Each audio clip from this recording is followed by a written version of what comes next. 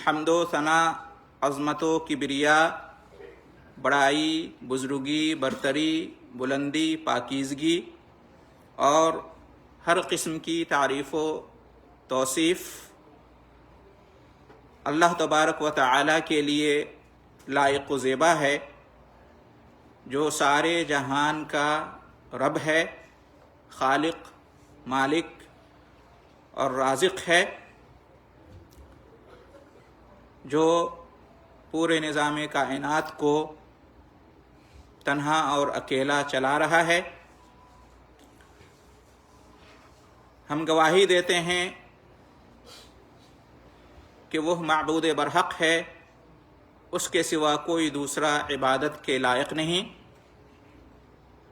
وہ ایک ہے اور اس کا کوئی شریک نہیں، اس کے اچھے اچھے نام اور بلند و بالا صفات ہیں، وہ بڑا مہربان اور نہایت رحم کرنے والا ہے، اور بے شمار بے انتہا صلاۃ و سلام نازل ہو پیارے نبی اور رسول محمد مصطفیٰ احمد مصطفیٰ صلی اللہ علیہ وسلم پر، جو کہ اللہ کے فضل و کرم سے رحمت للعالمین ہیں، سید المرسلین، خاتم النبیین ہیں، جن کے ہاتھوں اللہ رب العالمین نے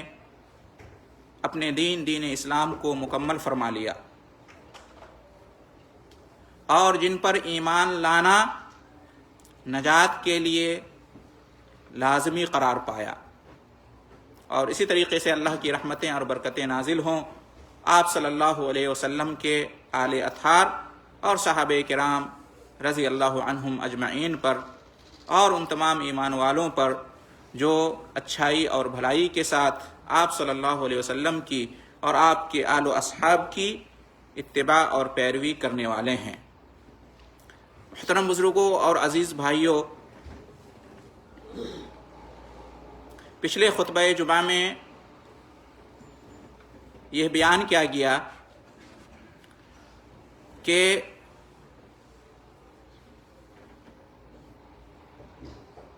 نجات پانے کے لیے، آخرت میں فوز و فلاح اور کامیابی حاصل کرنے کے لیے، اور قیامت کے دن خسارے اور نقصان سے بچنے کے لیے جو 4 چیزیں ضروری ہیں، جو 4 اوصاف، 4 صفات لازمی ہیں، ان میں سے پہلے نمبر پر علم حاصل کرنا ہے۔ آئیے آج جانتے ہیں کہ وہ کون سا علم ہے جو نجات اور کامیابی کی اولین شرط ہے۔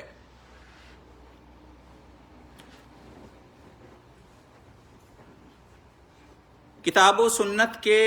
نصوص کی روشنی میں اہل علم بیان کرتے ہیں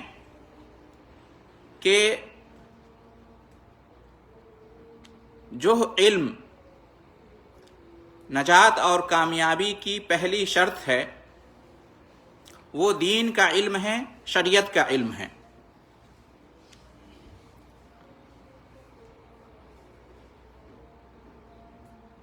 اس لیے کہ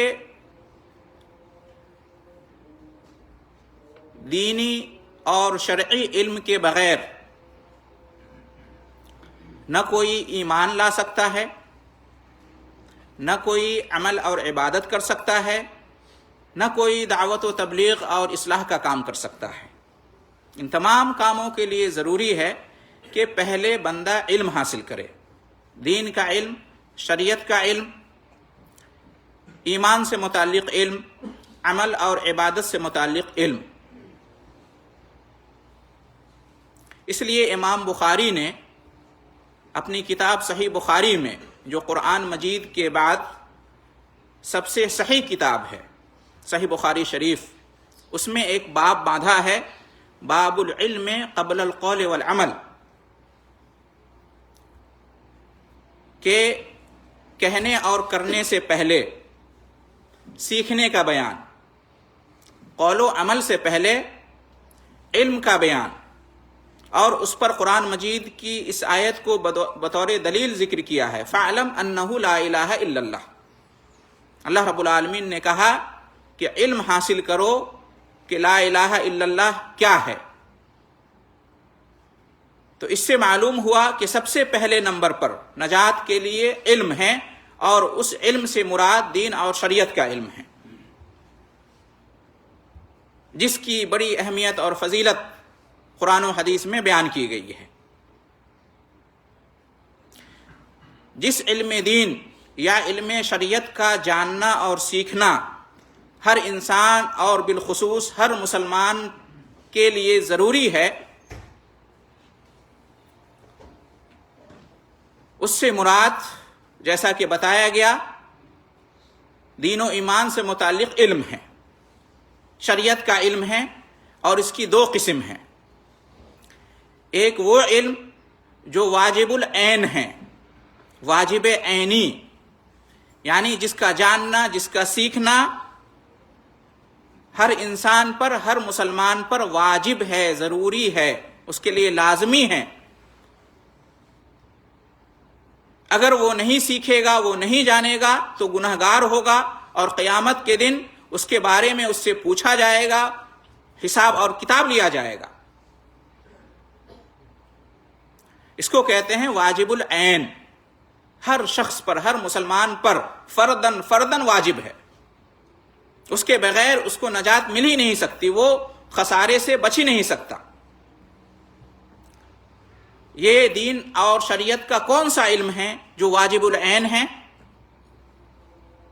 جو اسلام کا کلمہ ہے، کلمہ طیبہ لا الہ الا اللہ، یا کہہ لیں کہ شہادتین، اللہ رب العالمین کے بارے میں جو گواہی دیتے ہیں اشہد ان لا الہ الا اللہ، اور نبی محمد صلی اللہ علیہ وسلم کے بارے میں جو گواہی دیتے ہیں اشہد ان محمد رسول اللہ۔ تو یہ شہادتین، اللہ اور اس کے رسول کے بارے میں جو ہماری گواہی ہے کہ اللہ معبود برحق ہے، اس کے سوا کوئی دوسرا عبادت کے لائق نہیں، اور محمد صلی اللہ علیہ وسلم اللہ کے رسول ہیں، یہ جو ہم گواہی دیتے ہیں، اس پر جو ہمارا ایمان ہے، اس کے بارے میں پہلے جاننا ضروری ہے کہ اس کا کیا مطلب بنتا ہے، اس کا مفہوم کیا ہے، اور اس کی گواہی دینے کی کیا شرطیں ہیں۔ علماء کرام نے اس کی 7 شرطیں بیان کی ہیں۔ ان 7 شرطوں کو سامنے رکھتے ہوئے جو اس کلمے کی گواہی دے گا وہی کامیاب ہوگا۔ جس کے اندر یہ 7 شرطیں نہیں پائی جائیں گی، اس کی گواہی دینے کا کوئی مطلب نہیں ہے۔ علم، یقین، اخلاص، صدق، محبت، انقیاد، اطاعت، قبول، یہ 7 شرطیں ہیں جن کے بعد ہی کسی کا اس کلمے کی گواہی دینا اس کے کام آ سکتا ہے، ورنہ بیکار ہے۔ اس کلمے کے پڑھنے کے بعد، اس کی گواہی دینے کے بعد کن چیزوں سے بچنا ضروری ہے، کن چیزوں کا انکار کرنا ضروری ہے، یہ بھی، ان چیزوں کا جاننا بھی ضروری ہے۔ یہ جاننا بھی ضروری ہے کہ عبادت کا مستحق کون ہے، عبادت کے لائق کون ہے، اور وہ اللہ رب العالمین ہیں، اس کے سوا کسی اور کی عبادت جائز نہیں۔ اور یہ جاننا بھی ضروری ہے کہ کن کی عبادت کا انکار لازم ہے، بتوں کی عبادت کا، قبروں اور مزاروں کی عبادت کا، سورج چاند ستاروں کی عبادت کا، اور کفار و مشرکین اللہ کے علاوہ جن کی بھی عبادت کرتے ہیں، یا بہت سارے مسلمان جہالت کی وجہ سے، کم علمی کی وجہ سے، یا غلط رہنمائی کی وجہ سے جن اولیاء اور صالحین کی عبادت کرتے ہیں، انہیں پکارتے ہیں، ان تمام کی عبادت کا انکار لازم ہے۔ اللہ کے لیے عبادت کو ثابت کرنا اور غیر اللہ سے عبادت کا انکار کرنا اس کلمے کا تقاضا ہے۔ اس کلمے کے تقاضے کیا ہیں، اس کلمے کی شرطیں کیا ہیں، اس کلمہ کو پڑھنے کے بعد کیا کرنا ہے اور کن چیزوں سے بچنا ہے، کن چیزوں کو ثابت کرنا ہے، کن چیزوں کا انکار کرنا ہے، بہت ہی ضروری ہے۔ یہ وہ علم ہے کہ جس کے بغیر کوئی خسارے سے بچ نہیں سکتا، کوئی نجات پا نہیں سکتا۔ اسی طریقے سے اللہ کی معرفت حاصل کرنا، کہ اللہ کون ہے، اللہ کہاں ہے، اور اللہ کی معرفت کیسے حاصل ہوگی۔ اللہ تعالیٰ کی جو مخلوقات ہیں، یہ زمین، یہ آسمان، یہ کل کائنات، یہ دن اور رات کی گردش، یہ آفاق اور انفس، ان چیزوں میں غور و فکر کرنا، اسی طریقے سے قرآن مجید کا مطالعہ کرنا، نبی کریم صلی اللہ علیہ وسلم کی احادیث کا مطالعہ کرنا، اللہ رب العالمین کے جو اسماء اور صفات ہیں، اچھے اچھے نام اور پیاری پیاری صفات ہیں، ان چیزوں کا مطالعہ کرنا، ان چیزوں سے اللہ رب العالمین کی معرفت حاصل ہوتی ہے۔ تو اللہ کی معرفت ضروری ہے۔ اللہ نے ہمیں کیوں پیدا کیا ہے، ہماری پیدائش کا، ہمارے وجود کا مقصد کیا ہے، جنت کا راستہ کون سا ہے، جہنم کا راستہ کون سا ہے، تاکہ جنت کے راستے پر چلا جا سکے، جہنم کے راستے سے بچا جا سکے، ان چیزوں کا جاننا ضروری ہے۔ دین اور شریعت کے جس علم کا جاننا ضروری ہے، اس میں یہ بھی ہے کہ اللہ کے رسول صلی اللہ علیہ وسلم کی معرفت حاصل کرنا، ہمارا رسول کون ہے، ہمارے نبی کون ہیں۔ ہمارے نبی اور رسول محمد صلی اللہ علیہ وسلم ہیں، محمد بن عبداللہ بن عبد المطلب بن ہاشم بن عبد مناف۔ آپ صلی اللہ علیہ وسلم کے بارے میں جاننا، آپ کی معرفت حاصل کرنا، کیوں؟ اس لیے کہ آپ صلی اللہ علیہ وسلم ہی ہمارے اور ہمارے رب کے درمیان واسطہ ہیں دعوت و تبلیغ کے کام میں۔ اللہ کے رسول صلی اللہ علیہ وسلم نے ہی ہم تک اللہ کا دین پہنچایا ہے، پیغام رسانی میں ہمارے اور اللہ کے درمیان وہی واسطہ ہیں۔ تو یہ جاننا ضروری ہے کہ وہ کون سی شخصیت ہے، وہ کون سا دین و کون سی شریعت لے کر آئے، اس کو جاننا ضروری ہے۔